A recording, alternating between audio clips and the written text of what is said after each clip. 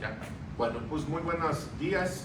Hoy iniciamos la segunda sesión del taller de elaboración de artículos científicos.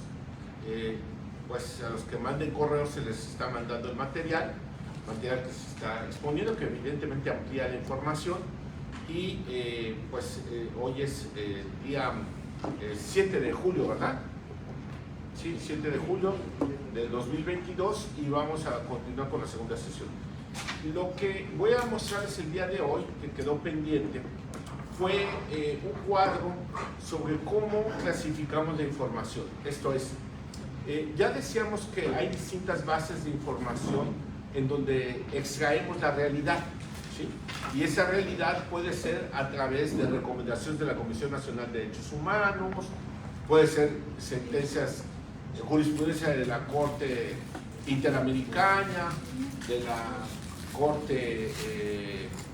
Suprema Corte de Justicia de la Nación, puede ser también a partir de las bases que hay de Naciones Unidas sobre los criterios de observaciones de los comités de Naciones Unidas, etc. Hay muchísimas fuentes donde podemos sacar información.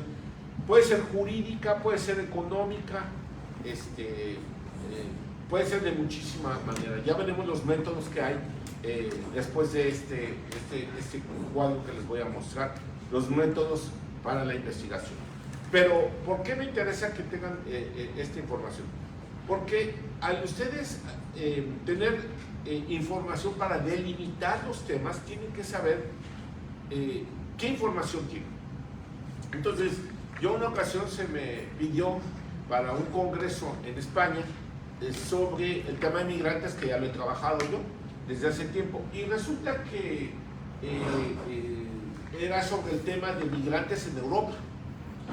Y entonces yo decía, bueno, sí, puedo sacar algunos artículos, pero sobre todo algunos artículos que de los comités de Naciones Unidas sobre el tema de migrantes, o puede ser el de CEDAW, que habla de migrantes, o puede ser sobre niños, que habla de migrantes, etcétera, ¿no?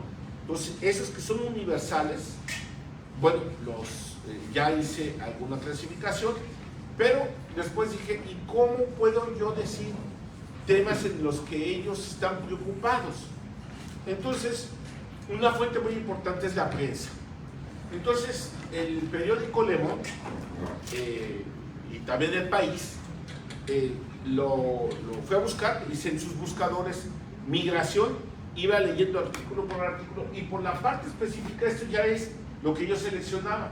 Entonces, tiene que tener quién hace el comentario, generalmente son de análisis, periodista, cuándo fue publicado y, bueno, cuándo fue puesto al día, porque luego los actualizan, ¿no?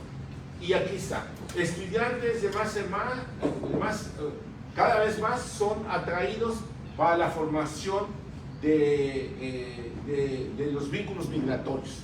Y entonces, lo que está con amarillo eran las partes que más me interesaban después de una o dos o tres lecturas. Entonces, lo primero que hice fue meter en un cuadro con dos columnas más para los temas, ¿no? Entonces, el tema es migrantes en Europa.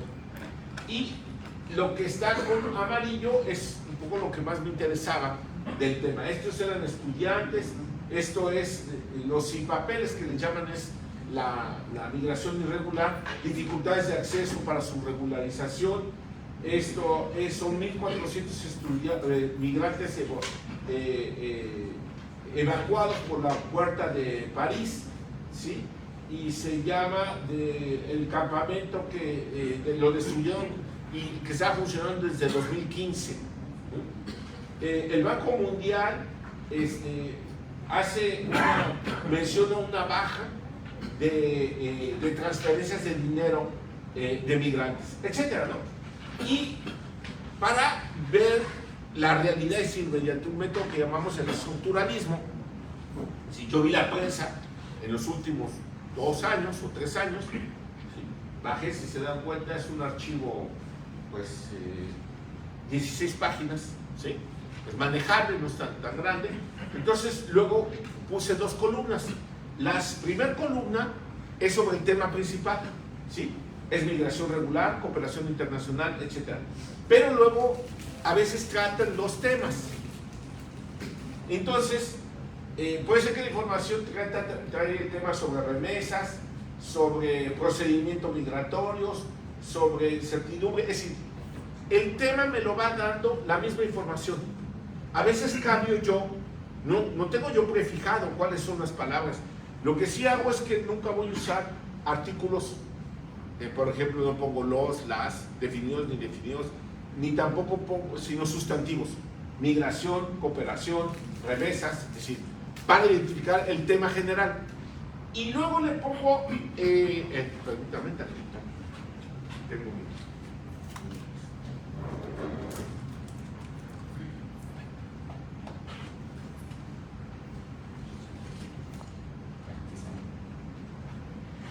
Luego, la primera columna le pongo el primer tema, pero a veces el tema trae dos temas.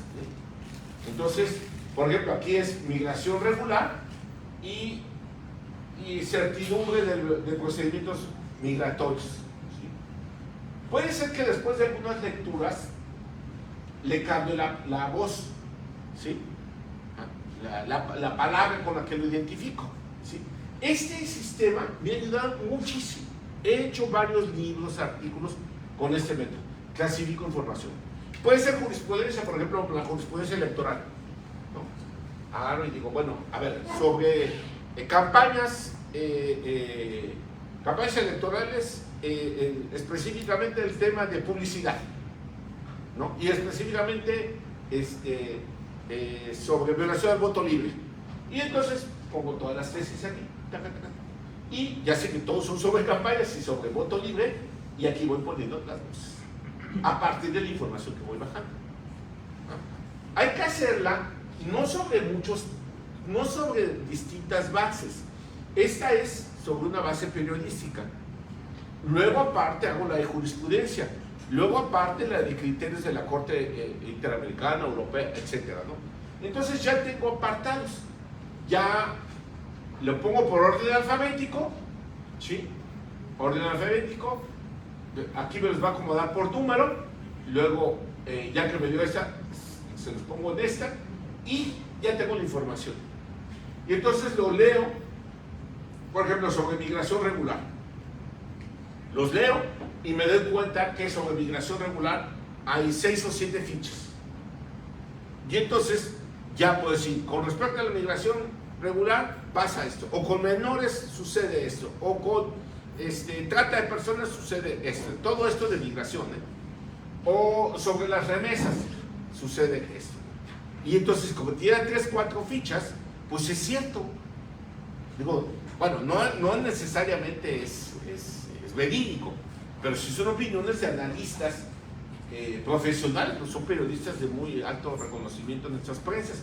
Y ya de alguna manera, entre lo que tengo de la información de Naciones Unidas, que es universal las recomendaciones, y por otra parte la prensa lo que dice, y si se me ocurre del Tribunal Europeo de Derechos Humanos y pongo migrantes, pues ahí tengo, bueno, ¿sí? Y con que escoja algunas. Por ejemplo, si a partir de la realidad vi que el tema es privación de la libertad, como es el caso, entonces busco privación de la libertad y veo cuál es el tratado que lo regula y cuál es la interpretación que se le ha dado.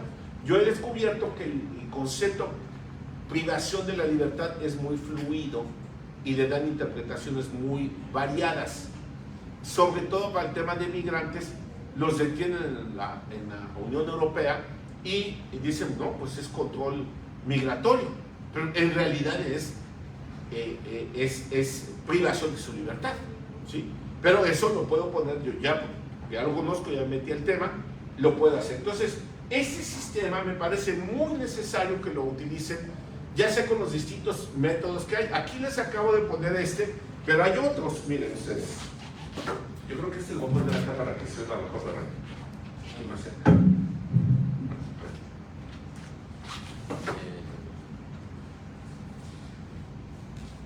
Miren este me ayudó. este cuadro que ven aquí, le dije, primero me ayudó Sofi, aquí que la ven, es que Sofi fue alumna mía y en la pandemia pues yo les decía, pues hagan cuadros, los que mágicos. Los cuadros te permiten que, primero, hay distintos tipos de memoria, la memoria visual, y segundo, si lo organizas y le das cierta lógica, es más fácil que lo puedas hacer análisis, pero además guardar, es decir, recordar. Entonces, ¿qué es lo que tenemos aquí? El tema se trata de el principio de precaución. Entonces, las 8 o 10 tesis que hay sobre el tema, las pusimos en uno. Son las palabras, el fundamento, las diferencias entre el principio de precaución y de prevención, la naturaleza jurídica, sus elementos, el impacto, servicio ambiental, etc. Es decir, si se dan cuenta, pueden hacer una forma de representación. El hacerlo de esta manera, sin cambiar mucho las palabras, porque es muy importante que se utilicen las palabras que utiliza el mismo el documento fuente, entonces luego pueden hacer análisis del conjunto, ya sea de todo como lo dice la jurisprudencia. Yo lo hice con respecto para una publicación y me ayudó Sofi, es un cuadro que es muy bonito, yo se lo di pues muy general, y ya se conocen a Sofi, aquí está, levante la mano porque si no, entonces ella hacía cuadros, yo lo conocí, hacía cuadros muy bonitos, y cuando terminó bueno, cuando estábamos ya en semipresencial, pues ya dije que sí nos ayudaba, y entonces ahora me ayuda haciendo estos cuadros, que es una maravilla. Eso es una maravilla, otros que se pueden hacer y que también les sirve a ustedes para que vayan avanzando y tener resultados. Es muy motivador. Por ejemplo, el tema que escojan, no sé si ya tienen la lista de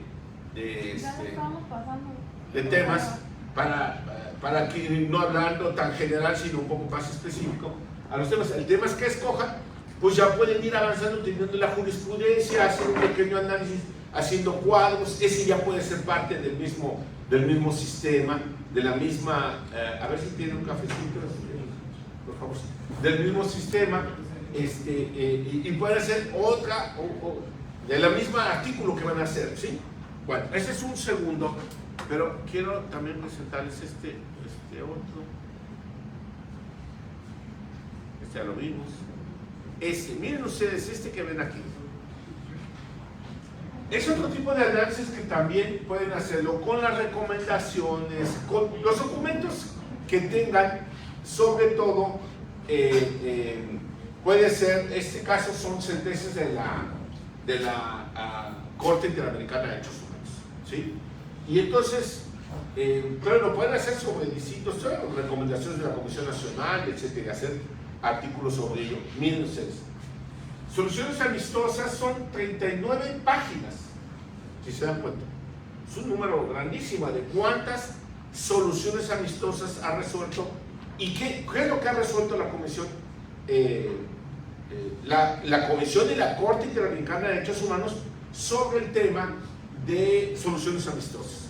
Entonces, ¿qué hice? Me fui a la página y le dije, a ver, todas las que hay, todas, no son muchas, son 39 páginas, pero vean, esto ya es análisis. Esto lo hice con un equipo de personas que me ayudaron, de alumnos sobre todo, 88, ¿sí? Bueno, son 88 soluciones amistosas. ¿Y qué es lo que hice? Bueno, de aquí saqué análisis muy interesantes, porque dije, bueno, primero puse el país. Muy interesante porque pude decir cuál es el país que más soluciones amistosas lleva a cabo. Segundo, pude decir en qué periodo, cuándo es donde se llevan más, cuándo menos, qué tipo de presidentes son. Por ejemplo, si son presidentes, muchas veces depende de los ejecutivos, qué tipo de presidentes, si son de izquierda, son de derecha. Normalmente los de derecha es más difícil que lleguen a negociaciones, los de izquierda. Todo eso te vas dando cuenta con la información.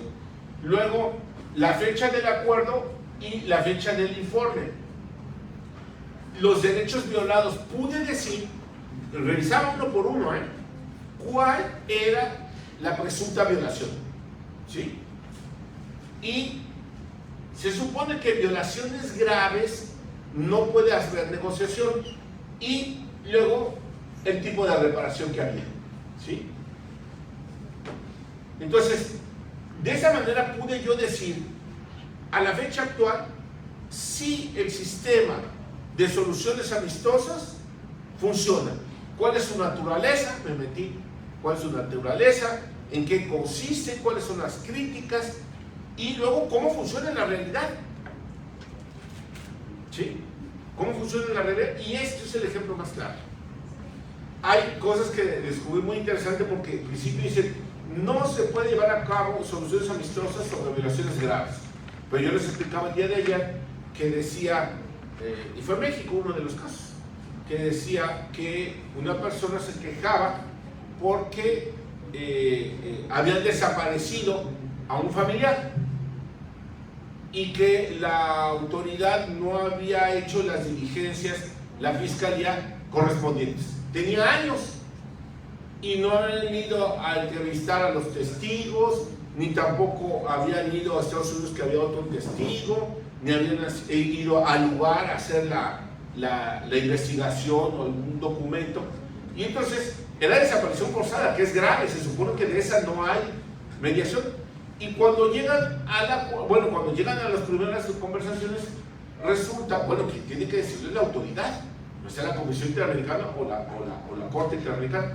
Y dijeron, como en realidad lo que están pidiendo es administración de justicia, no procuración de justicia, porque y no veía la parte sustantiva, que es desaparición forzada, sub judice, el tema. Pues sí, vamos a una solución amistosa. Y ya ahí pusieron de acuerdo de que iban a iniciar, que se iniciaba, esa fue la solución. Entonces, pues en el fondo se trataba de una violación grave. Pero todo eso lo puedes ver ya cuando te metes a analizar, ¿sí? Entonces, es muy importante, no sé si ya tengan la lista de los temas que quieren trabajar, para que los ejemplos sean un poco más. Si se dan cuenta, vean cómo utilizo yo cuadros por todos lados. Aquí ya regresamos al tema de la estructura. No se pierdan, ya vimos que hay una bibliografía que ya les pasé los libros. Hay uno, yo les recomiendo el de Álvaro Dors, el de, ¿cómo se llama? El escritor. Doctor, perdón, ¿cómo debe ser este archivo de estructura? Este es el 1. Es el 1. Hay uno que es de bibliografía. La selección del tema, pues es a partir de la consulta de las bases de datos. Lleguen más información. Por ejemplo, ayer había una compañera suya que decía, es que no yo logro delimitar. La manera de delimitar la verdad es informándote. Entre más información tengas, nomás que no te pases años y años juntando información. Es 4 o 5 noches, 6, 7 noches, metes todo. Por ejemplo, ahorita estoy haciendo uno sobre ampliando el principio de precaución, y lo estoy metiendo con jurisprudencia del Tribunal Constitucional de Francia y Consejo de Estado francés. Entonces pregunto, principio de precaución, tienen la sentencia y una cosa que le llaman ellos dossier, que es como el expediente, bajo los dos. ¿Qué fue lo primero que hice? Ahorita nada más no me pongo a leerlo, nada más bajo todo. Si veo que tengo duda, le leo un poco y digo, no, esto es precaución, pero es otro tipo, no es el principio. Ya. Pero lo estoy clasificando. Otro día voy a leer y poner con amarillo para no desperdiciar la lectura. Ya después ya nada más me voy a lo amarillo, ¿no? Y luego corto y pego en los cuadros que les mencioné la información. Luego en la siguiente columna, como se los mostré, pongo los temas. ¿Cuáles son los temas? Puede ser que se refieren a uno de los elementos, que puede ser el riesgo, cómo miden el riesgo, cómo miden el daño, cómo prueban los avances científicos, tecnológicos, en qué materia es, etc. Para eso tuve que leer ya diccionarios. La base que les di ayer, que les mostré ayer, que es un tesoro, de ahí saqué diccionarios. Pues nada más pongan ahí diccionario, búsquenlo en otro idioma, en italiano, en francés, cómo se pone, y les va a salir diccionarios especializados. Hay unos jurídicos de Francia, de Italia y todo, ya los bajé, ¿no? Y esos te sirven, por ejemplo, hay unos de electoral, una maravilla de diccionarios, los bajas, ¿no? Por el código francés, el código, ¿no? Y los bajas, comentados, ¿no? Los bajas, y luego ya te ayuda para cuando vas a hacer las reflexiones. Entonces, es muy importante que para la selección del tema, si ves que tú te puedes fijar cierto objetivo, no hay que casarse con la idea de que tiene que ser necesariamente ese tema que tú te fijaste desde el principio. No, porque si no sabías el tema, pues habías escogido en base a tu desconocimiento. Entonces la idea es decir, bueno, si me interesa ese tema, si hay información o no hay información, entonces tengo que cambiarle un poco, o me interesa este. Pero para que avances, tienes que hacerlo sobre la base de la información que tienes. Porque ya generaste, pero eso es metiéndote a buscar información, ¿sí? Que ya saben, tienen bases de tratados, de interpretación de tratados, de recomendación de la CNDH, de jurisprudencia de varios países del mundo. Sí, ahorita les voy a mostrar una base que es valiosísima, que a mí me sirve de mucho, que es la base Tidal, ¿no? Y esa tiene doctrina, tiene más de 6,000 libros. Entonces ahí pregunto un tema, principio de precaución, me vienen los párrafos. Y entonces ya lo meto en los cuadros que les estoy diciendo. Pero antes, para que sepa qué es lo que estoy metiendo, tengo que buscar qué dicen los diccionarios, tanto generales, gramaticales, como los específicos. Y entonces, ya ahora sí, en base a la información que vas teniendo, vas delimitando el tema. ¿Sí? ¿Sí? ¿Algún comentario? Sí, doctor, a mí me gustaría que usted me orientara un poquito, porque, bueno, ya no tengo el tema, pero ahorita que está mencionando sobre cómo delimitar el tema, lo que estoy interesado en investigar es desaparición forzada de personas migrantes en la frontera sur de México. Básicamente ahí es como mi inicial. ¿Qué puedo yo investigar? ¿Qué puedo yo hacer con eso? Pues tiene muchas fuentes. Ya ha habido muchos avances en esa materia en los últimos años. Han modificado la Constitución, han expedido leyes en cada estado de la República, tanto para leyes para la búsqueda, organismos para la búsqueda, para el seguimiento. Hay como 10 organismos en cada estado de la República. Con eso le digo todo. Y hay planes, y hay acciones, y hay informes, y hay bases de datos de eso. Entonces, yo creo que lo que tiene que hacer es, ahí tengo un libro, ver qué es lo que se llama el estado de arte, ver qué hay hasta lo último, y luego escoger, ya sea que, por ejemplo, no se ha hecho una investigación a través de la prensa, o de las tesis que hay sobre el tema. Por ejemplo, los estudiantes de la frontera sur, que hay muchísimos de Guatemala, del lado de México. Hay una base que se llama Dialnet, muy importante, se los recomiendo. Ahí vienen muchas tesis de España. Esa consúltenla, la parte de tesis, es un tesoro. Es de la Universidad de Rioja, ¿sí? Yo en el 2011 hice la tesis con Chihuahua, con la Universidad Autónoma de Chihuahua, que es una maestría en periodismo, y precisamente es el tema de la violación que sufren los migrantes en la frontera sur. Es tatuajes, esa investigación, eso me... Pueden hacer una periodística, ¿no? Información, recopilación. Pero hay que mezclarla con otros temas, no solamente... No, y ahora actualizarlos, ¿no? Sí, por ejemplo. Podría retomar entonces ese trabajo. Claro. Y ya Sí, yo por ejemplo, mi tesis de licenciatura me tardé varios años en hacerla. Y luego me pidieron algo para la influencia de la información, de la Declaración de los Derechos franceses en México, y la retomé porque era histórica. Entonces la retomé y le tomé algunos cambios. Se puede, pues digo, no parte uno de cero, ¿no? Entonces, con eso van delimitando el tema, pero hay una cosa, muchas veces, no se asusten, el tener un concepto muy grande o muy pequeño, eso les ayuda mucho a que deben de irlo, es una etapa, es decir, eso es común. Cuando no sucede eso es porque no están avanzando. Si no, puede ser que desde el principio ya tienen ustedes delimitado el tema. Bueno, puede ser si ya se metieron un poco, pero normalmente uno llega a dar una idea muy general y lo va uno ajustando a partir de la información. El fundamento, ya se los dije en dónde lo pueden ver, en tratados internacionales. El fundamento internacional, primero la declaración, luego los dos pactos, y luego pueden ver algunos que hay especializados, tratados y convenciones, y luego las interpretaciones que hay de ello, ¿no? Bueno, luego el fundamento constitucional, eso ya les dije, pueden ver todos los antecedentes, la doctrina, esta colección que ya se las mandé, de los derechos del pueblo mexicano. Y la estructura es esta que está aquí, que ya es cuestión de forma, pero necesita primero ir teniendo nada más es para efectos de darles un seguimiento. Y la metodología jurídica que hoy vamos a ver, y el sistema de citas del Instituto de Investigaciones Jurídicas, que es el Chicago Mixto, que es el sistema más adecuado para citar información jurídica.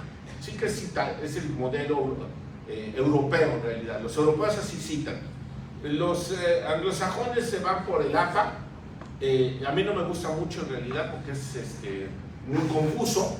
Pues imagínense, el Semanario Judicial de la Federación te saca 100 tesis en un día.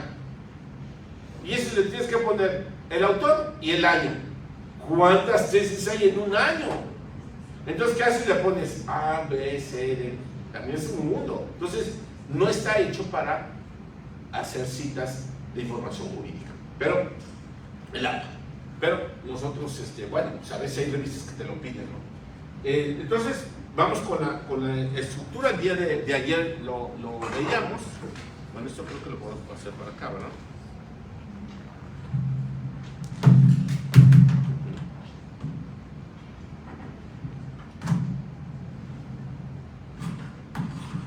Bueno, entonces el día de ayer veíamos esta parte de las bases de datos, que este es del archivo número 1, aquí está el de la ONU, sí, que este es muy útil, es una de las bases más grandes que hay, muy completo, de mucha utilidad. Tiene cuadernos, unos cuadernitos que se llaman sobre el tema, sobre los derechos. Ese es muy completo.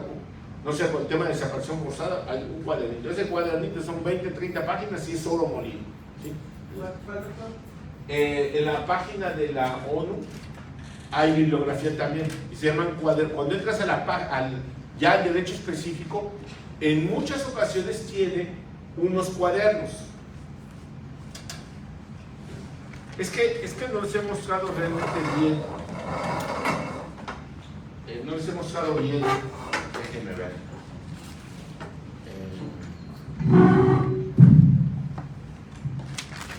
Ya, esto ya completo, ¿verdad? Sí. No me puede jalar, ¿no? Para acá, que yo pueda sentarme y la gente pueda verme. Ella ve. Pero me ven de ahí la cámara. ¿Sí? Sí, se lo veo. Ya. Bueno, entonces miren, esta base es importante que se metan y la exploten. Es la de las Naciones Unidas. Tú llegas al tema que hemos dicho por temas, ¿sí? Llegas a la página por temas, y a partir de esa, vamos a hacer el ejercicio.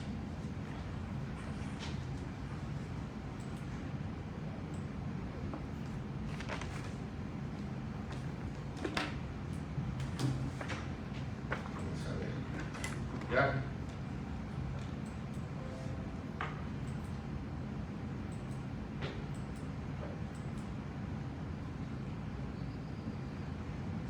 Estos son los archivos.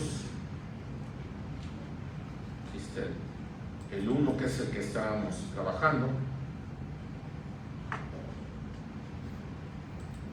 Y vamos a ver este que es el de la ONU que estamos diciendo que lo vamos a ver.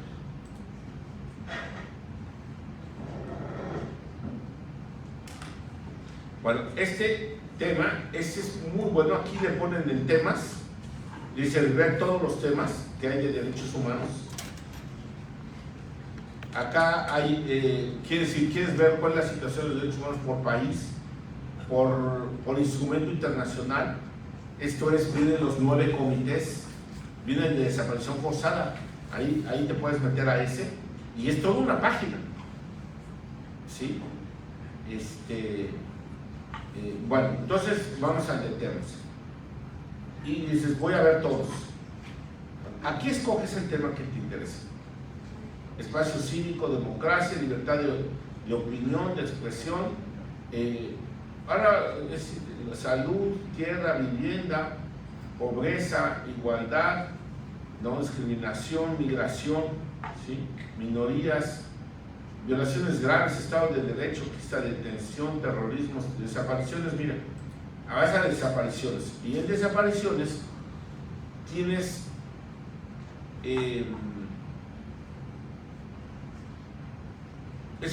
es toda una página impresionante, porque tienes todo el comité, los cuadernillos, los informes por países, tienes las observaciones que hay al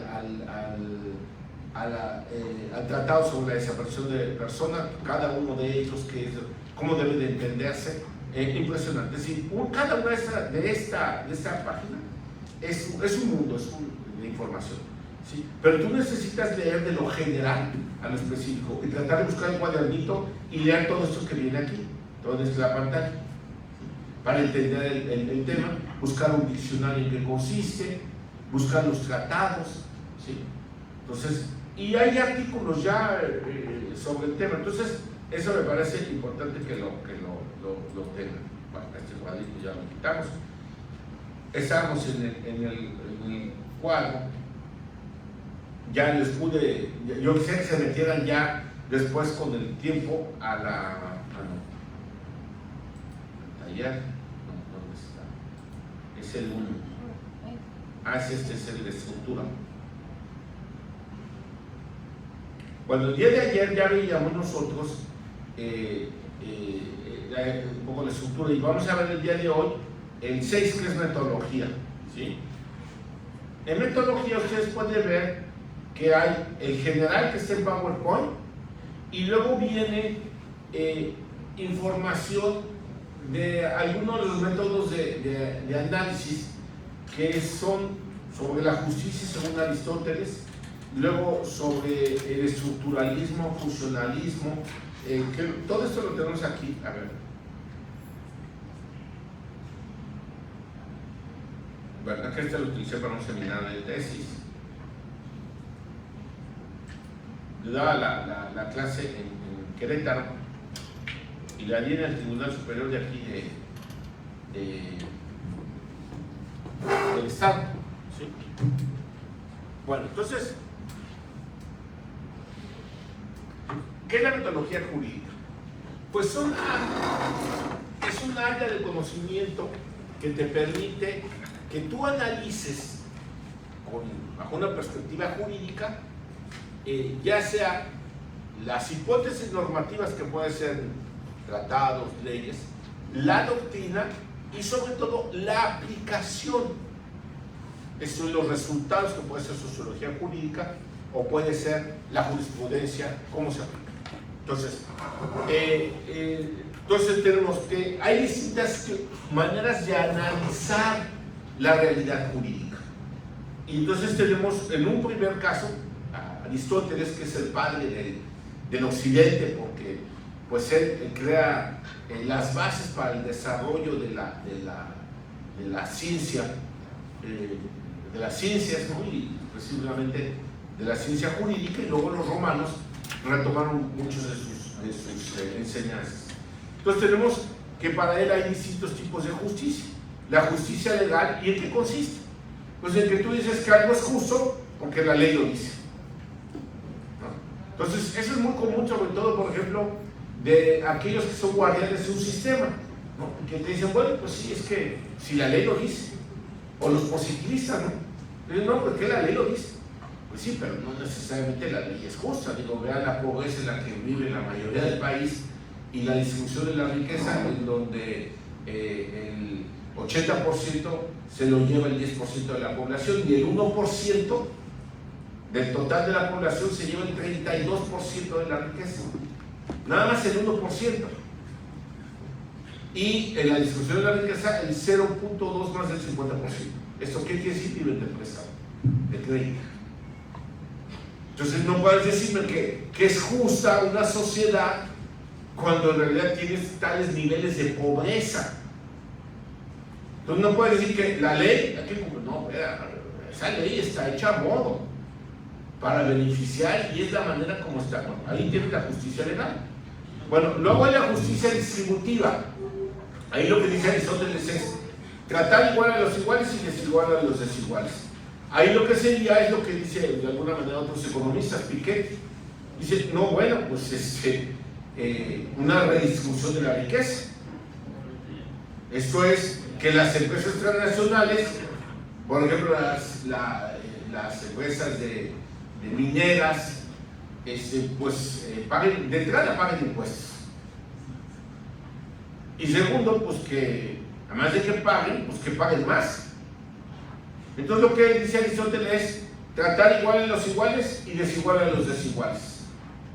Entonces la misma proporción.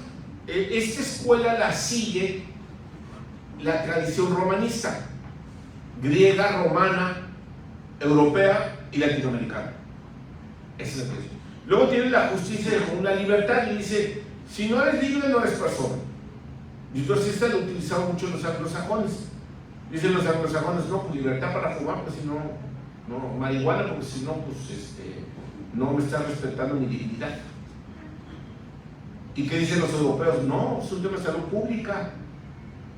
Si tú fumas, te enfermas, y tengo que pagar yo, que yo no estoy fumando, y tengo que pagar tus hospitales y todo tu salud, porque es un tema de salud pública. Entonces, si se dan cuenta de la diferencia, dicen, no, pues que aborto, que maternidad subrogada, que su voluntad, ¿quién? Entonces, la libertad, ¿no? ¿Surge cómo? Pues como los norteamericanos, pues, las colonias inglesas se independizan y dicen, queremos libertad para ya no tener ese gobierno monárquico, tenemos libertad para ya no pertenecer, ser independientes de ese país, y queremos libertad para ya no pagar el sostenimiento de la marina mercante que dominaba. Entonces ahí tienes la libertad. Entonces, por ejemplo, como poner un ejemplo, la prensa, hay dos modelos de comunicación: la comunicación según la igualdad y la comunicación según la libertad. El modelo que domina en México es el de la libertad. Y entonces ahí ves a locutores y haciendo campañas y dicen, no, pues que soy libre, mi libertad de expresión. No, pues es un tema de interés público, y tienes que someterse por la función que realizas, es de interés general. Y como lo haces a través de medios masivos y sobre un tema en donde tienes que permitir la libertad, que no se coaccione de las personas para votar, entonces tienes que someterte a las reglas. Entonces se dan cuenta cómo es un debate constante de estos dos modelos. Bueno, luego tienes la escuela del naturalismo. Y el naturalismo parte de la idea de que tenemos derechos inherentes y que no requieren de otro reconocimiento más que ya los traemos. ¿Cuáles son? Pues porque los sentimos. Eso es, ¿no? O luego dicen el racionalismo porque razonablemente se deducen. Y bueno, ahí tenemos a Gallo, la Biblia, Tomás de Aquino, Bartolomé de las Casas, cuando defendió a los indígenas diciendo que son nuestros hermanos los indígenas. José Yaca, Epifanio de Moraz, cuando dijeron los negros son personas humanas porque son nuestros hermanos. Entonces, bueno, pues y ahí tienes luego los contractualistas, ¿no? Jus positivismo, pues Kelsen, ¿no? La norma que ya viene en Aristóteles, ¿no? Pero ¿qué es lo que dice la norma? García Maínez en términos similares. Luego tienes a los neorracionalistas o neopositivistas. ¿Qué pasó? Después de la Segunda Guerra Mundial sucedió que se llegó a la conclusión de que no podría volver a suceder que se materializara la destrucción de las personas y se tomaran como objetos. Entonces dijeron, las normas, el derecho está vinculado con la moral, no lo puedes separar. Y así ves a Ronald Dworkin, a Robert Alessi, a Ferrajoli, que sostiene y dice, ¿y cómo le hacemos para lograr eso? Los principios. Y los principios son la base de todo el derecho. Y entonces hay principios expresos y principios implícitos. Y ahí sale un número de interpretaciones en que dice, bueno, pues el principio de la dignidad, el principio de la libertad, de la igualdad, y de ahí interpretan. Claro, llega a ser tan absurda la interpretación que luego llegan los abogados de los grupos de litigantes en Europa, en Francia, y le dicen, bueno, pues aquí tienes una lista de todo lo que has interpretado a través de principios, que de alguna manera son distintos a lo que dice la norma en su sentido textual. Pues ya no hagas tantos. Y dijeron, no, está dentro del ejercicio de la función jurisdiccional, dijo el Consejo de Estado francés. Y entonces los ves, y ahí ves entonces ahora a jueces, pues de una manera activa, tomando decisiones a veces que no les corresponden. Por ejemplo, un tema concreto, yo hice el estudio del tema del aborto.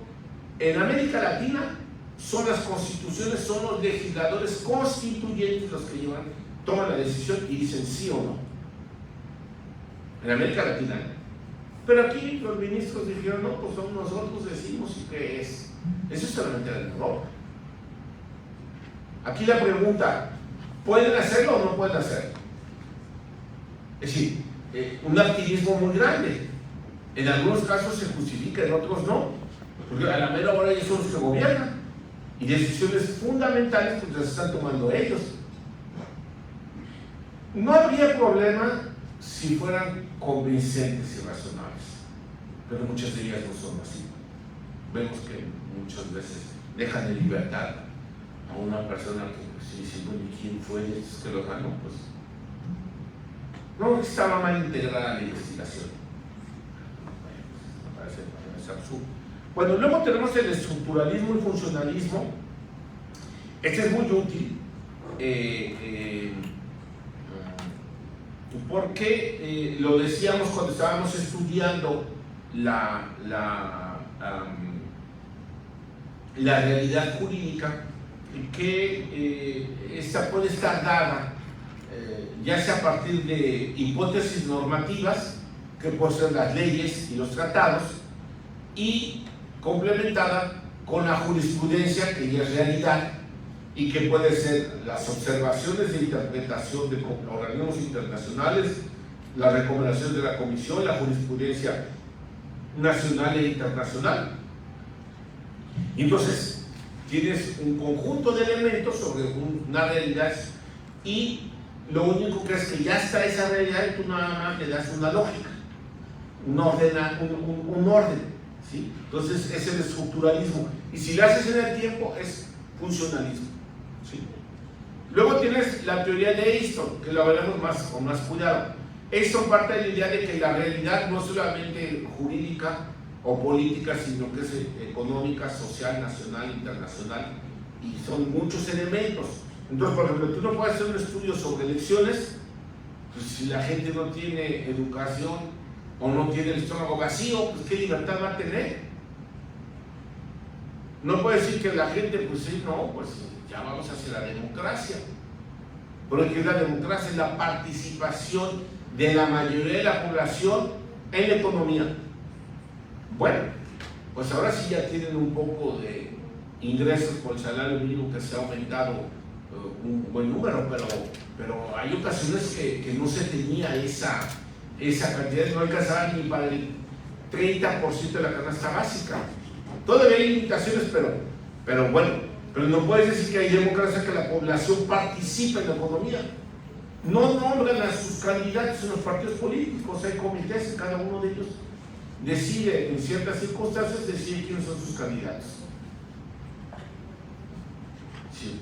Y en los servicios públicos, vean, pregúntense a los de Monterrey, pues no tienen agua, no hay suficiente sistema de salud, no hay seguro de desempleo, es decir, no hay participación de la población en la economía, en el poder y los servicios públicos.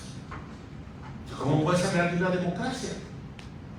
Ahora, estos son los aspectos económicos, políticos, sociales que a través de la teoría de Easton tú puedes llegar y decir, mira, te traigo todos estos elementos y con esto yo puedo concluir esto. Aquí la pregunta es, ¿cómo lo pruebas? Y a través de Easton es posible. Claro, si tú dices, pues lo voy a hacer a través del sistema de justicia, del positivismo o del sistema de justicia de Aristóteles, la justicia legal, no, pues mira cómo se respeta la Constitución, la ley, ya es eso, ¿no? Entonces, claro, pues es muy parcial eso. Entonces, la idea es cómo describir la realidad de una manera más amplia. Ahora los estudios jurídicos ya no se hacen nada más a partir de la norma o de la jurisprudencia, tienes que mezclar elementos económicos. Pues como es, no salgan a la calle y vean, vayan por las rancherías y vean ustedes cuánta gente está fumando marihuana. Son gente muy pobre. Y los ministros dicen que ellos resolvieron porque era un caso de profesionales, dice que todos eran profesionales que libremente decidieron. Pues sí, pero el país no está así, ve, la mayoría, y son jóvenes, se está destruyendo. ¿Cómo no metieron en las variables de la ponderación a los que iban a afectar? Porque no están en la misma libertad esa persona que tiene el estómago vacío o que no tiene los niveles de educación. Entonces, por eso te sirve mucho esto. Luego tienes el realismo jurídico, es conocer la realidad a partir, ya sea parcial, de la prensa, ya sea a partir de estudios, por ejemplo, como el que hacemos de sociología jurídica, es decir, tomas un conjunto de sentencias, de resoluciones y tratas de describirlas, no solamente por los temas de incidencia, que ya de por sí es limitada, pero alguna idea tendrás, sino también a partir de la incidencia, de la colocación geográfica, de quiénes son los presuntos responsables, en cuándo fueron, etc. Entonces, puedes describirlo a través del realismo jurídico. El justmarxismo, ahí les puse alguna bibliografía.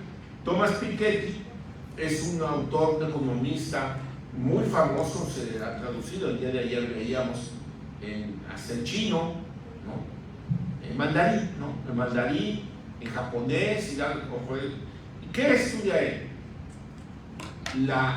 Él lo pone en positivo, la historia de la igualdad, y tiene una página en donde estudia la igualdad de varios países, dentro de ellos México.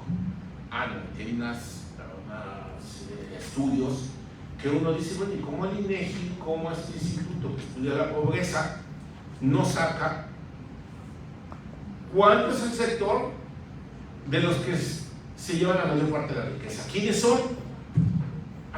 Dice que hay pobres, pero no te dice quiénes son, ni de qué área, ni cuántos son, que es una minoría.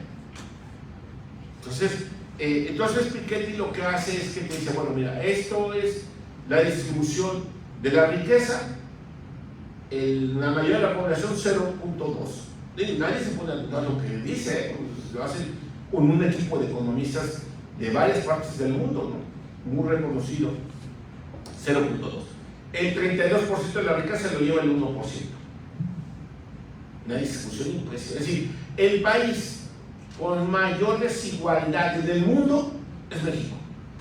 Por eso es absurdo decir, ¿no es una democracia? Pues perdónenme, pero salgan a la calle y vean. No se vayan a las zonas bonitas, váyanse a donde está y sus ojos no les van a engañar, sus oídos. Entonces, es importante que conozcan realmente su realidad. No hay peor conclusión que pueda llevar a un estudiante que no haga una investigación sobre ello con un sentido reales. Estudien eso. Eso falta muchísimo. Hay mucho que decirles. Catherine McKinnon es una feminista extraordinaria, litigante, muy destacada norteamericana, y ella lo que hace es que utiliza los métodos de análisis marxista para hablar de cómo se explota según el modelo económico dominante del mundo para explotar a la mujer. Y lo que ella sostiene es cómo el modelo capitalista dominante, ¿sí?, de la globalización está basado en la explotación de la mujer. Y cuando ustedes se ponen a ver, bueno, pues no se toma en cuenta el trabajo que realizan en su casa. No ganan el mismo salario, no tienen las mismas oportunidades. ¿Cómo hay trata, hay explotación? Todo el mundo calla. Está acostumbrado, o sea, no se dice nada. Bueno, ella usa este análisis buenísimo, yo les recomiendo, ahí se los puse el libro. Todos estos, ustedes pueden preguntar por internet, estos autores. Thomas Piketty tiene como 10 libros, están traducidos al español. Leanlo, tienen que formarse en una posición crítica. Miren, nos han dicho grandes expertos que la educación en esta época tiene que tener 3 elementos. Uno, no es tanto que retengan información, no, sino que les enseñes a buscar información, porque es tan cambiante que lo que les des ahorita ya cambió después. Entonces, lo primero que tienen que hacer es saber dónde está la información, buscarla, ¿no? Segundo, eso ya responde. Segundo, actividades colectivas, ¿sí? Y tercero, creatividad, análisis, crítica. Entonces, información la tienen, la van a reagrupar, ahora sí, con un método, pues no de ponerse, por ejemplo, yo recuerdo que fui por el estado, no digo sí cuál, pero pues, muy conservador, y claro, muchos de los que hacían las tesis pues eran empleados de cómo defender a la institución donde trabajaban. Y yo decía, pues del INE. Yo decía, oiga compañero, usted va a hacer ciencia, tiene que meterse a los críticos. Pero si no, usted queda el balón y usted mismo mete el gol con el penalti. No, pues va a hacer ciencia. Ah, bueno, ¿quieres realmente defenderlo? Pues que ve qué dicen los demás. Pero no puedes hacer una tesis nada más poniendo tú el balón. Tienes que poner la realidad en su conjunto, qué dicen los demás, ¿sí? Entonces es muy importante esto. Bueno, argumentación, hay distintos modelos de argumentación. Eso es muy útil para cuando ya tienen los cuadros y hacen análisis. Eso lo veremos, por ejemplo, hay la argumentación gramatical, que es propia de los sistemas defensores de un sistema de explotación, muy común en México. Tú escuchas una sentencia y lo dice la Constitución textualmente. Pues sí, pero ese modelo es de explotación, con eso tienes este desastre. No te vuelvas el guardián de un sistema, porque así sí, estamos formados. Guardianes de un sistema, pero somos pensantes, entonces tenemos que poner que ese instrumento, que es un medio, ponerlo en duda. Entonces la argumentación puede ser sistemática, es decir, puedes hacerla derivada del texto, directamente, ¿no? Pero puedes hacerla también no derivada del texto, por ejemplo, la sistemática, dices, o la analogía, dices, esto dice y esto, pero no es exactamente ninguno de los dos, sino que es esto. O la descrita de la realidad, y dices, pues sí, esto dice la norma, pero la realidad es otra. Con estos datos económicos, esta es otra. ¿Y eso quién lo hizo? Los romanos. Ustedes ven los estudiantes en la Universidad de París o de la Sorbona, o ya sea en Italia o ya sea en Alemania, los estudiantes que van a estar como jueces o en el Poder Judicial, allá más poderes, actividades judiciales, los libros de texto es sobre la base de la escuela romanista, Marco Tulio. Ustedes pueden ver textos sobre la base de Marco Tulio. Esa es la teoría de la ponderación. ¿Sí la tenía Marco Tulio? No, ahora está la escuela anglosajona. La escuela anglosajona es que, como siempre, te extrae los valores y te dice la ponderación. Bueno, tú tienes la opción A y B, y dentro de la A tienes 3 opciones y dentro de la B otras 3 opciones. Entonces buscas el equilibrio. Pues sí, pero si estás juzgando valores humanos, tú puedes poner lo que tú quieras en el 1, 2 o 3 del A o el 1, 2 o 3 del B. Pues te acomodas y luego no metes lo que importa realmente, como lo hicieron con el caso de la ponderación del aborto, o lo que hicieron en el caso de la ponderación del uso lúdico de la marihuana, o del otro, de la maternidad subrogada. Es decir, ¿qué es lo que hicieron? Que ellos meten los valores extremos y del otro lado ponen valores generales que en la realidad los que se dan no los meten. Entonces, y luego hacen operaciones matemáticas y fórmulas, y si A y Y, bueno, pues eso es propio de desvalorizar la justicia. Son valores, son humanos los que están resolviendo. Entonces, en estas universidades lo que enseña es la escuela romanista. Ahí les doy algún material sobre ello, los tipos de argumentación. Bueno, además aquí están. La argumentación teleológica, el fin que persigue la norma, o el fin, no es la norma, puede ser el texto. ¿Cuál es el fin de ese texto? Sí. Sistemático, dices, bueno, este texto dice esto, pero este otro también, y se complementa este con este, hace un reenvío. O pragmático, pues esto dice así textualmente, pero la realidad es otra. Nada más que es peligroso eso, porque entonces el deber ser se convierte en lo que es, pero si eso no necesariamente que lo que es lo bueno.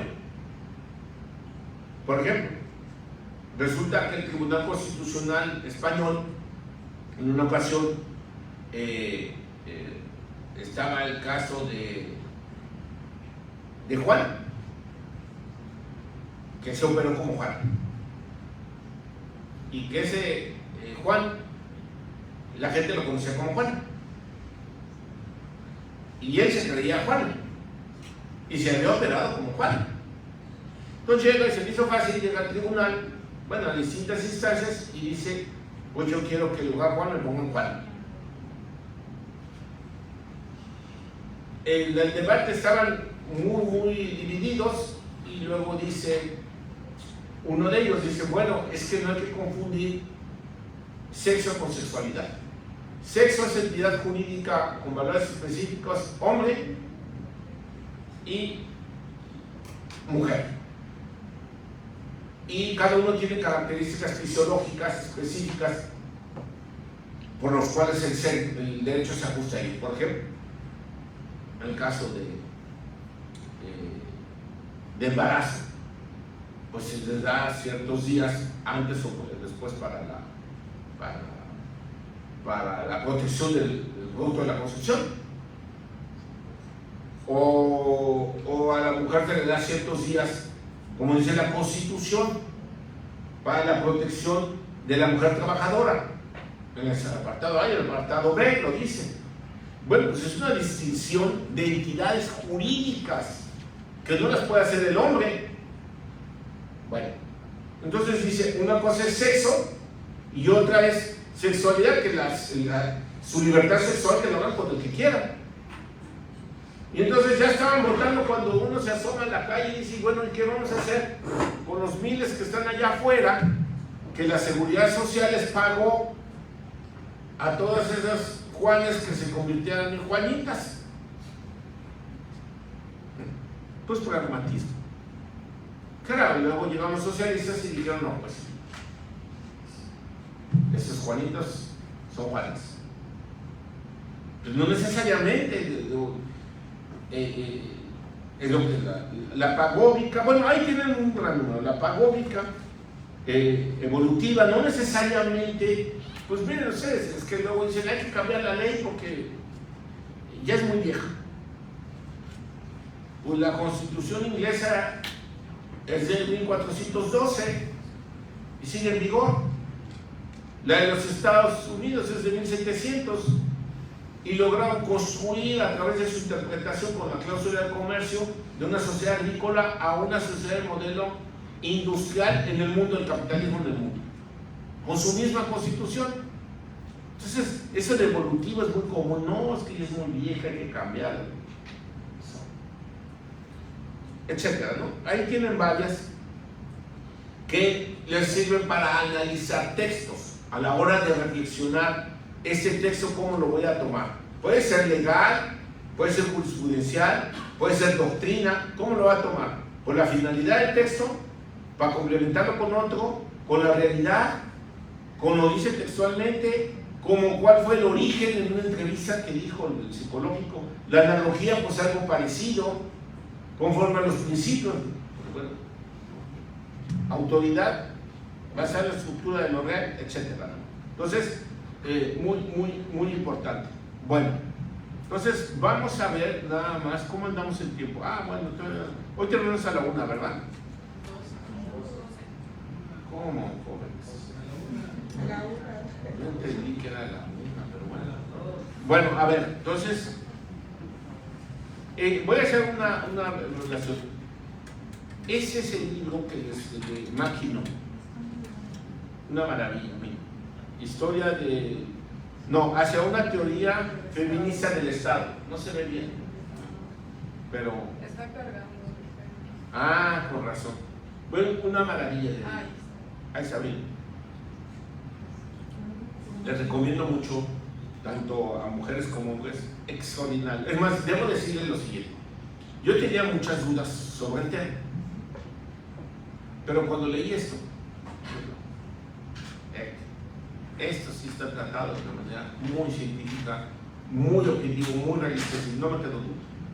Tiene razón, es cierto.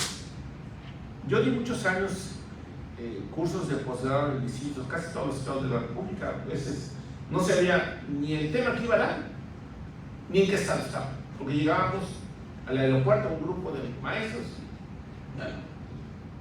me despertaba y no sabía ni dónde. Sí.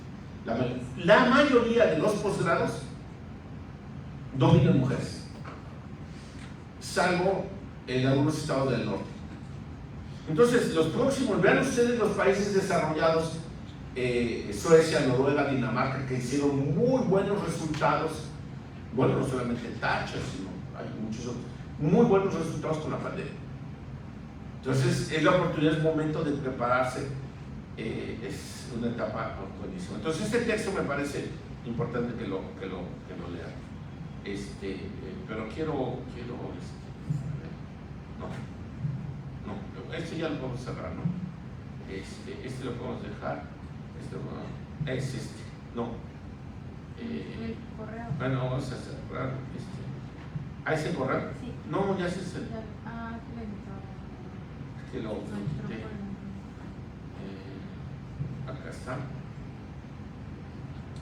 Y es el 7. Bueno, entonces tenemos Aristóteles.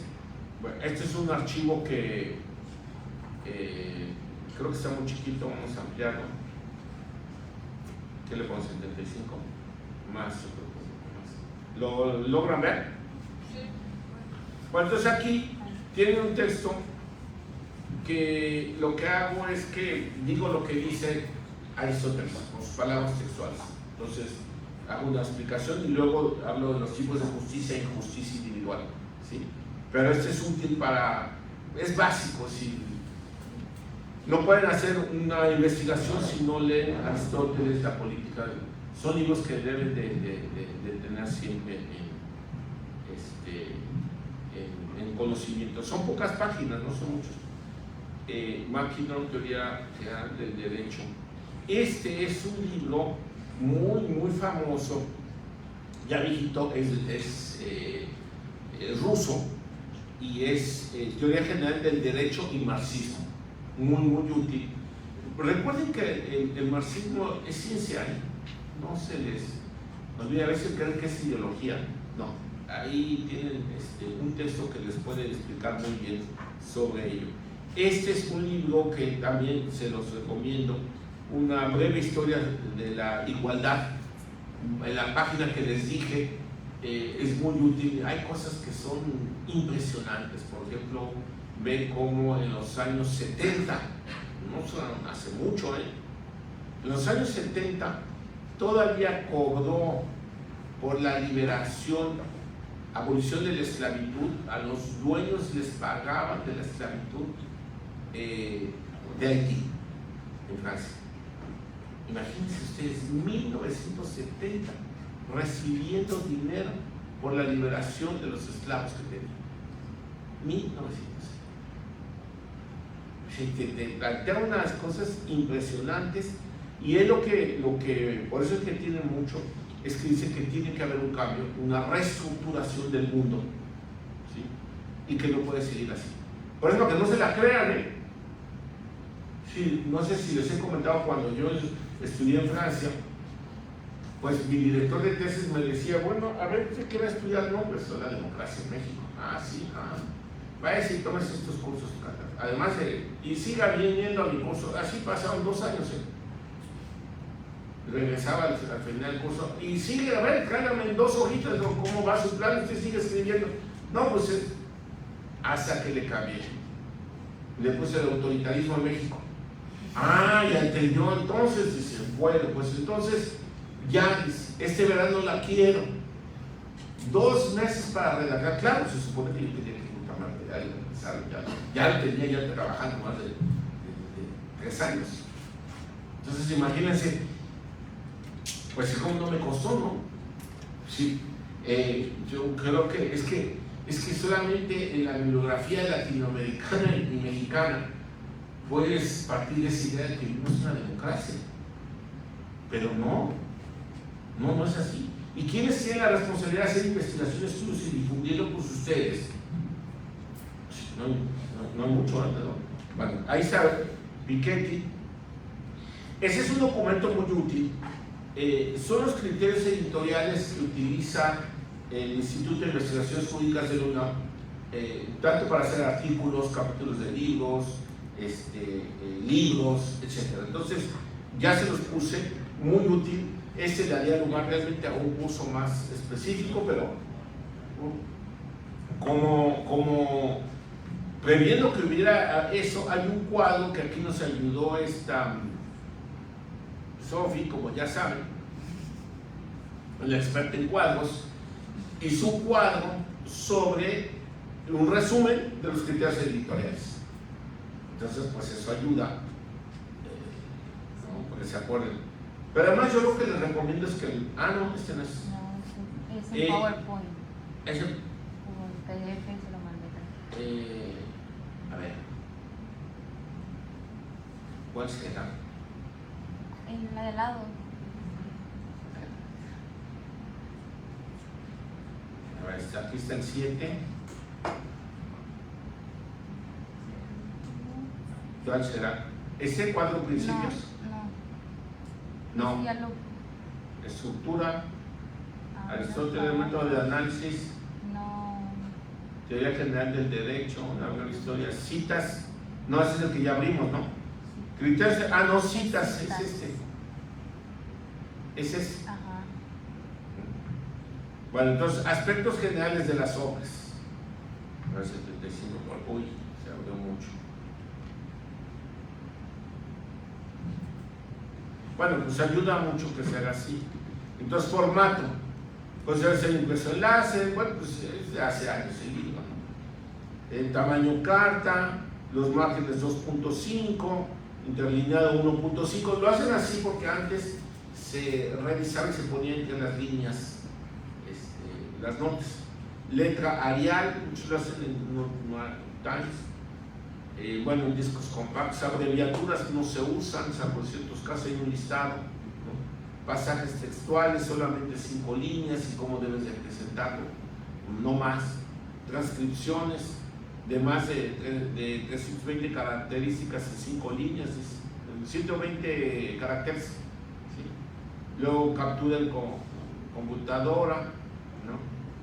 Palabras en otro idioma, libro por captura colectiva, etcétera, ¿no? La sangría, cómo debe de ir, elementos gráficos, cómo deben de poner los cuadros. Pues aquí está muy bien hecho como lo tiene Sofi.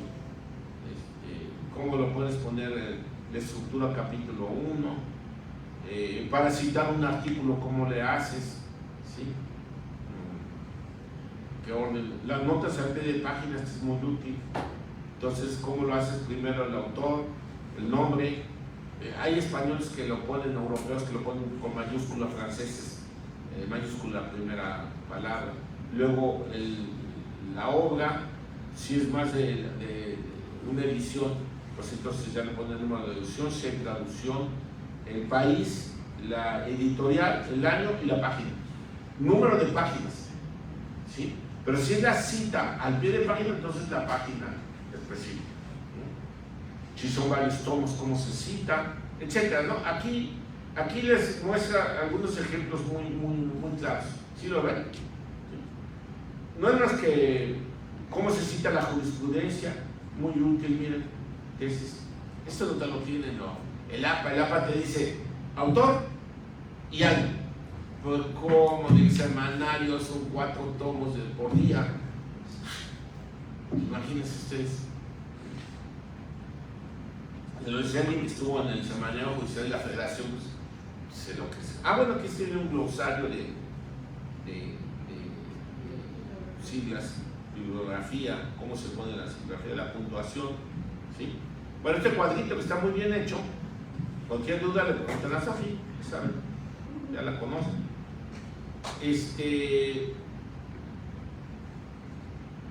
Bueno.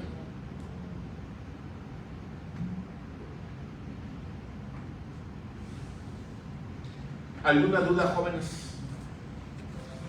Vamos a ver los temas que hay, ¿cuáles son? Para que vayamos viéndolo, por favor.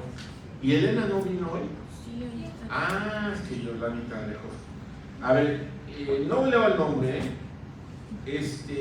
inaplicación de normas por los institutos. Bueno, sí, ya lo vi. Que dice cambios de paradigma en la psicología jurídica.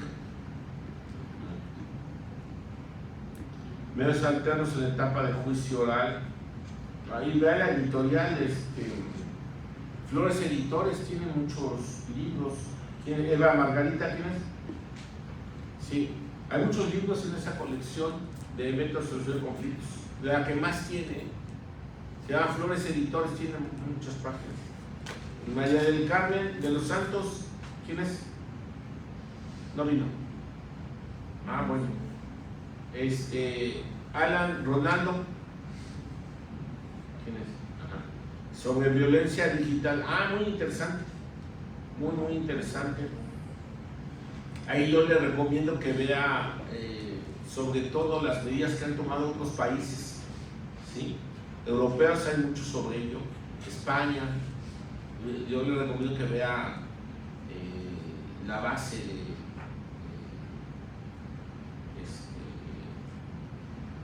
que tiene, por ejemplo, el Tribunal Español. Aquí se han escrito libros igual por el mexicano de materia electoral. De hecho, presentaron un libro de violencia digital contra. Sí, está muy actual, muy interesante. Medios de comunicación y el derecho, muy interesante. Ahí el doctor Gallegos, muy bueno ahí. que habla sobre los métodos que hay, el modelo anglosajón, el modelo europeo, muy distinto, muy distinto. Nuestra ley está más prevista para el modelo anglosajón, pero hay que echarle un ojito. La brecha existente entre la educación pública y la privada.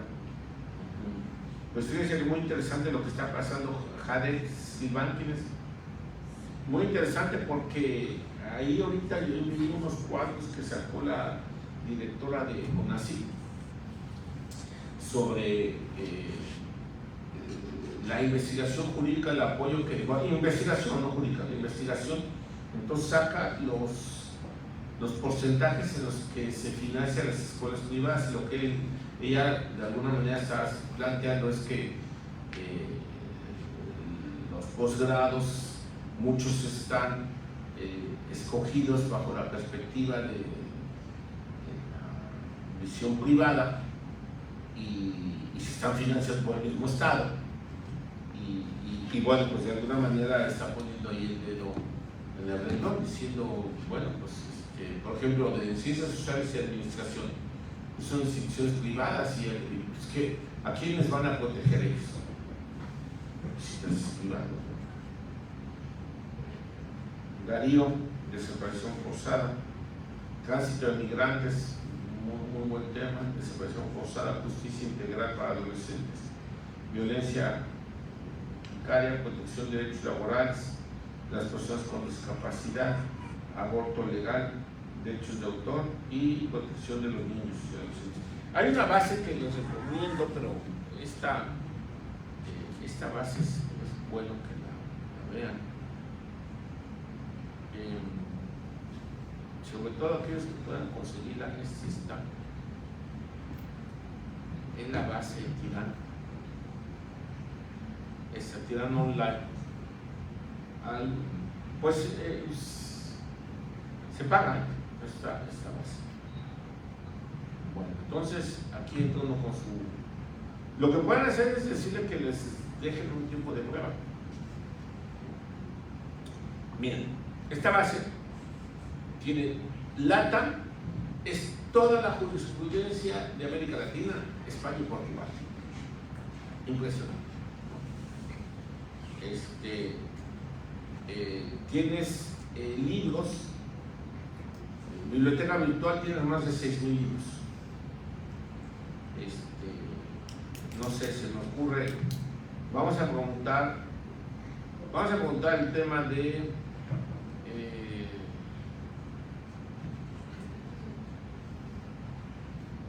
violencia digital, ¿no?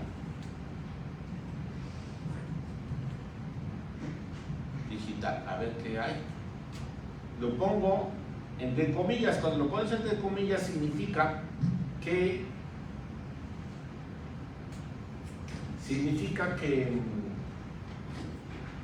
te va a buscar la palabra que se junta. Entonces dice, a ver, tienes de legislación 70 resultados, doctrina práctica 1, de jurisprudencia 11 resultados, gacetas 9 resultados y biblioteca virtual 255 resultados. ¿Sí? Vamos a ver biblioteca virtual. Y biblioteca virtual, bueno, si la siguen conmigo, yo puedo hacerla que la use, pero aquí. Pues si no me van a decir, oiga, ya lo hace la computadora ahí que tengo. Porque si no identifica, le salen indecitas y me van a quitar nada. ¿Cómo le hago para quitar? Aceptar. Entonces vean, aquí viene en perspectivas actuales del proceso penal acusatorio. Y aquí está violencia digital, el párrafo. ¿Ya vio? En la página 103, en la página 9, en la página 128. ¿Ya vio? Con esto. Bueno, eso. Y luego tienes los más recientes. De 2021 tienes 69, de 2022 49, 2020 45 citas. ¿Y quién es el que más ha hablado? Elena Martínez García, Rosella Bautizo Marín. Es decir, ellos pueden buscarlo luego en internet y buscar cada estilo. Ah, pero tú dices, no, pues es que a mí me interesa ver qué hay, cómo lo ha resuelto los tribunales de América Latina y de España y de Portugal. Entonces, dice, yo quiero violencia digital. O si hacen el artículo conmigo o hacen la tesis, pues si aquí el compañero pues puede pedir lo que quiera, ¿no? O sea, creo que 1,000 pesos mensuales. Realmente, hasta yo lo hice con los alumnos del doctorado, que son como 10, y lo pagamos. Entonces, miren, tienes de Brasil, tienes uno, de Chile uno, de Ecuador uno, y de México 11. Luego hay que checar si realmente se refiere a eso, porque luego a veces la palabra violencia está en un lado y digital está en otro y no sé. Pero bueno, ese es La ley Olimpia está relacionada con eso. Bueno, vamos a ver en México. Aquí están todos. Voto concurrente de la ministra Yasmín Esquivel. Los tienes de distintas opciones. Y lo interesante, más que nada, porque pues puedes ver por distintas fuentes, es ver otros países. Pero no veo que lo dan de llamar de otra manera en España y en Portugal. Hay que ver, por ejemplo, el caso que yo estudiaba, principio de precaución, le llaman principio de cautela. Es lo mismo. Claro, yo pregunto por precaución, no lo encuentras nunca. Entonces, este es muy útil. Y aquí viene, si quieres buscar legislación o jurisprudencia. Entonces, este es muy útil, digo, la verdad no pago mensualmente eso, 900 y tantos todo. Mensual. Pero lo usamos como 15. Entonces, pues realmente nos toca al año como 1,000 pesos. Entonces lo que hacemos es que se juntan varios y lo sacamos. Bueno, entonces, esta es una base muy útil. Una más que les decía es la Dialnet. Esta es muy útil. Esta es una, porque además aquí tiene tesis. A ver, violencia digital.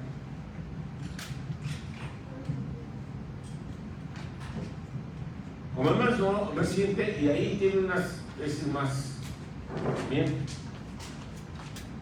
Encuadre de la violencia de género en la prensa escrita y digital. ¿Ya vio? Hay que checar. Educar para la paz, el caso de un país dominado por la violencia. Hay que checar si al interior todo. ¿Sí? Bueno, jóvenes, entonces yo no sé si tienen alguna duda, tienen muchas, no sé, yo no sé si ya empezaron ustedes a, si quieren apagar ya la